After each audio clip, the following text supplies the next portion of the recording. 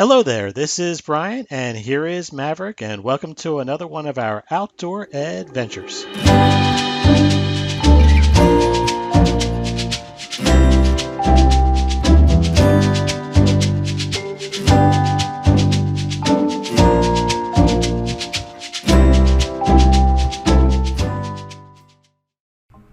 So I was chatting with my doctor during a routine annual exam recently, and she asked if I was still hiking, and then paused and said, probably not this time of year, right? And I responded, absolutely I am. This is actually the best time of the year to go hiking. And I still stand by that, yes. Winter is indeed actually the best time of the year to hike. You see, I live in PA, and I grew up here, sure. Pepper and I often romance about moving to another region on some grand adventure. Someday, maybe. We'll see. But Pennsylvania is great in that we get all four seasons. And I really mean all four seasons. In summer, it can get hot, muggy, hitting triple digits on occasion, which is 38 to 39 degrees Celsius for those outside the U.S. We have amazing springs and beautiful autumns with the leaves falling. But winter, oh winter. We get snowstorms that drop anywhere from 1 to 20 inches of snow, and temperatures dropping down to as low as -2 or Fahrenheit or -19 Celsius. So when I first started getting serious about hiking, I thought the same thing. I guess winter is out for hiking. But I decided to give it a try. And then another. And then another. And before I knew it, I actually began looking forward to each new winter. So why do I love hiking in winter? Well, there's no bugs. Gosh, I hate bugs. Not the cute, interesting bugs. The mosquitoes, the gnats, the flies. I don't know anyone that actually enjoys those. There are generally less wildlife out there, but if you head out at the right time, you're actually more likely to see them, as there are so few people out there this time of year. And that allows them to kind of encroach in more. And that's probably actually my favorite thing. We often get the trails to ourselves without very few people. And the few people we do run across, they're usually the diehards like ourselves. Yeah, I know you're probably thinking, Brian, aren't I going to freeze to death out there? I probably thought the same thing, actually. But I found that I really didn't need to wear as much as I thought. I mean, these days, I usually just put on a fleece with some light thermals underneath. Anything more, and honestly, I really start to get hot. And I found that, keeping me moving is usually keeps me warm enough. I mean, the only thing that I really prepare for now is if there's going to be some high winds, which can drop the temperatures and give you some wind burn. But beyond that, usually just the basics with maybe some 32-degree liners underneath will do me just fine. I mean, sure, you do need to go slower at times because there's ice and some other slippery areas. But let me tell you, in the winter, you can see for miles. You know that trail that went along a lake and you really couldn't see much past the brush? Well, now those leaves are gone and you see everything. And carrying water, I actually don't find I need to carry as much.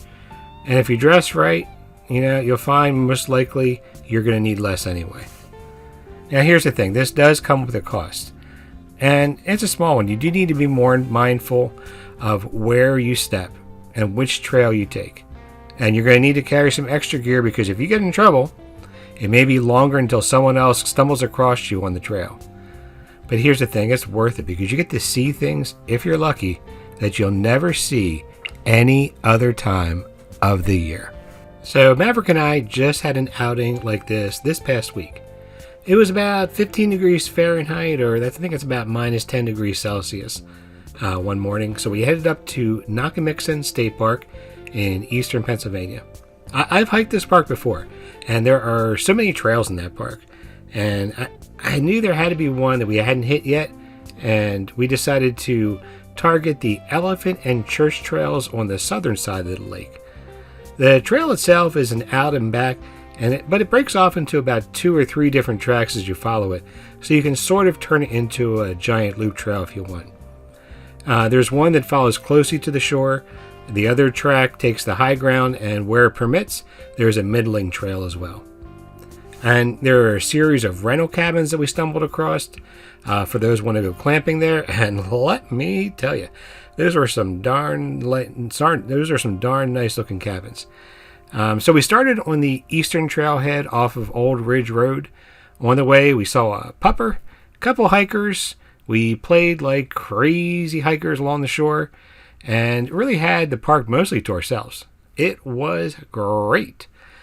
Take a look for yourself here.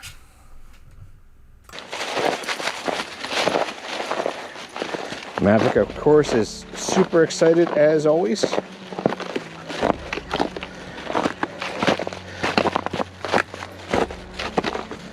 I believe this is a multi-use trail, not for bikes, but it is also for horses, I believe, too. So, I don't know if we're going to see any today, with it being so cold, but we'll see. Yeah. Oh, there's even a little campfire here. Oh, look at that.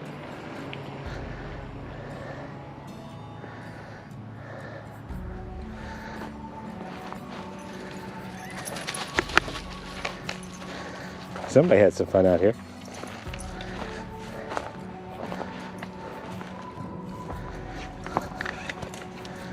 Oh, look at that one. That might be an eagle. You see that out there?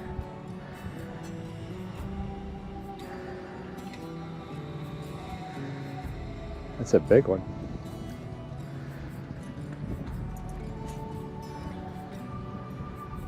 No, it's not an eagle because it's flapping too much. I don't think it's a herring because it doesn't look like a herring. At least the ones I've seen. I don't know what that was actually.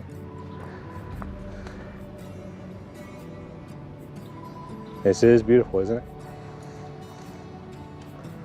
Come here, come here, come here. Whoa, whoa, whoa, whoa, whoa, whoa, whoa, whoa, whoa. Come here. Come on, Dad, you're slow. Get back over here. Come here.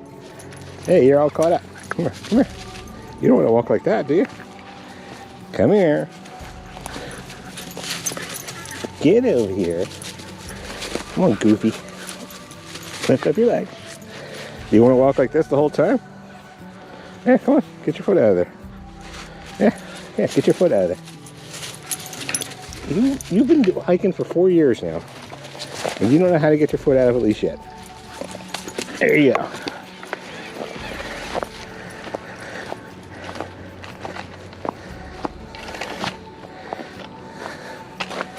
All right, back on the trail.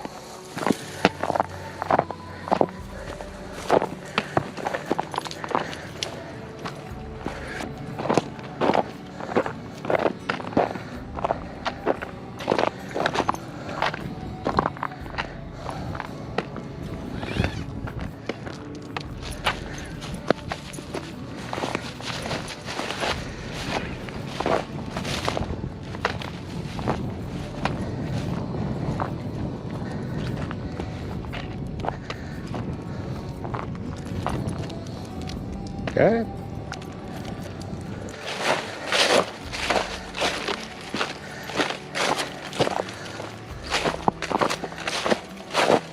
Saw a couple people along our way. Saw another pupper, a pair of hikers. I think they came from church.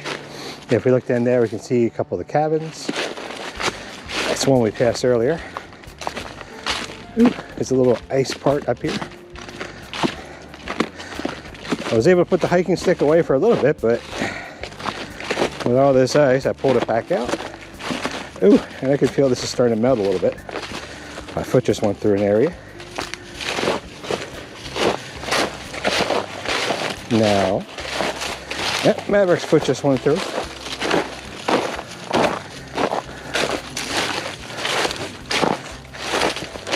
It is interesting if you look at it. I'll take a close-up. It's interesting how the ground freezes in some of these trails. I've seen this in other places too. Let's see if we can get you. I always find this fascinating, the way this looks. And what you actually have here is called needle ice. And needle ice forms, it's kind of a rare condition. If you have ground that's super, super saturated and it is wet, and there's no like grass or anything above it, and the air above it is really cold, like really, really cold below freezing. It actually can draw the water up. Not all that different. It's almost like a reverse icicle in a way.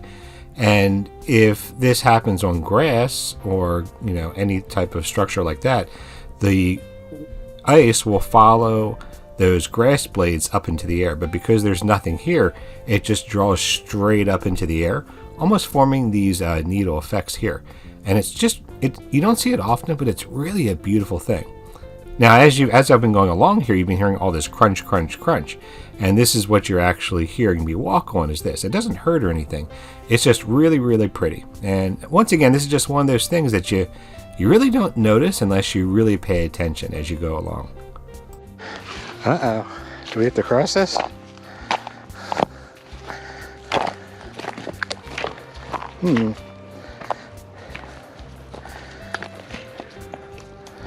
See if you can do it. Now, walk across there. Now look it. That's our trail.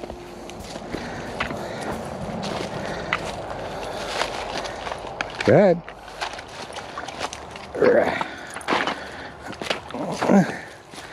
Yeah, so there normally is a water crossing here. Interesting. Come on. Come on. So here are my thoughts on this hike. First, there's one more trail that you can add that's called the Mig Trail, and it extends this from about 6.5 miles up to about 9. There are a number of different trailheads, but I really didn't see one that stood out as the best among all of them.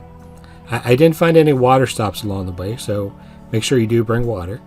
Lastly, while I didn't have this issue because of the cold, I read reviews from others that this can turn into a bog when it's warm after even a light rain, and boy, I could see that. But here's the thing, if you come at the right time, it's a nice trail. Nothing too challenging, and not a ton to see that really makes it special. But in the end, it's just a nice peaceful trail. But here's the thing, I say there's nothing really to see, but the truth is there is beauty everywhere if you just slow down for a moment to look for it. I mean, these days, it's so easy to get overwhelmed with everything going on, but there's amazing things out there if you just try to look for them. Just look for them. In the end, the world is how we choose to see it. So do yourself a favor and choose to see it as something beautiful, because if you do, it might just lighten up your day, and perhaps it could even be the thing that turns things around on those darker days. We all have those on occasion. So anyway, thanks for watching this video. I hope you enjoyed it, and if you did, go ahead and click that like button and subscribe for future content if you haven't already. It really does help out the channel. And we really do hope to see you in our next video. We try to upload as often as we can. And, until we do, get out there, make your own great outdoor adventures. And as always, take care.